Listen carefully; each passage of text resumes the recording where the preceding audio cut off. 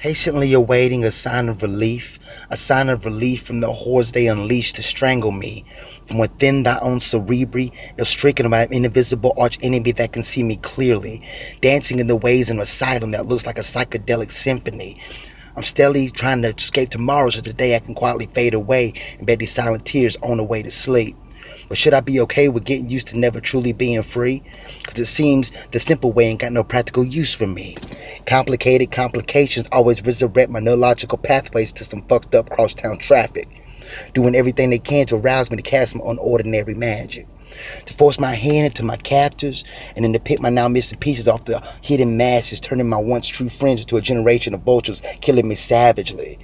I guess it's easier to eat illusionary captain than to try to pick a brain that's never truly lived up in my atmosphere I'm in once again. So keeping to myself is a fat lady's fairy tale. So most of my days are spent mad as every villain's mind, captured and trapped in hell. So wicked pleasures I ingest just to numb down the invisible chaos I'm steady living in. But now I'm tired of living so dependent, and knowing in my heart with every wrong choice I make just keeps my Lord above stressed and offended. By quite a few gestures I shed off into the air when I think no one's really there or paying attention to care. Or listening to my Dr. Jackal and Mr. Hyde riots in my mama's crib when my mind wins and transforms to go on a psychotic binge. But when you're locked away in a frame where everything is anything but normal, you'll fiend for a break by the numbing tree for the shade's forbidden seeds to temporarily embrace the warm lips of sweet ecstasy before the puppet string reattaches off into my dying spleen and I'm made to walk the burning tightrope once again, with no chance of ever relapsing into a happy man's wonderland. Because the consequences of my past have yet to fully catch up to me. And when they do, I'll never be the same. But who's to blame, sweet heroine? She just paved the way. I wore the leash like a submissive bitch that was eager and wishing to remain forever a slave. And these days, the leash remains, but the face of my master is hidden away.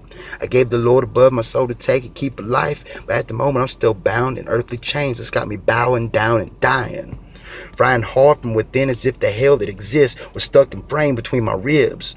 And everyone around me just acts as if it wasn't real, acts as if the suffering I cause isn't all related to the pain I'm truly living with. This bitch is closer than the sister I ain't never had. Every time I jump through a hoop, I'm lifted 80 feet off the fucking ground, staring at my life without the bodysuit to hold me down. But yet my heart continues to beat, and my decaying body still breathes. So I'm gonna try my best to learn to fly with the angels, but I've walked in the dark so long I've yet to gain my halo.